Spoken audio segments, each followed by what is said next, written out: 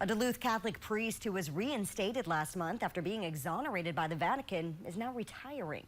The Reverend William Graham, who was removed from his parish after being accused of sexual misconduct nearly a decade ago, resumed his full duties at St. Michael's Church last month.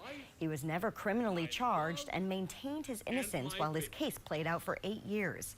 Graham refuted the allegations and was awarded more than $13,000 in a civil lawsuit against his accuser.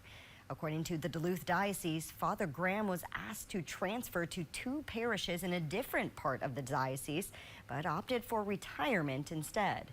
The 74-year-old will retire on July 1st.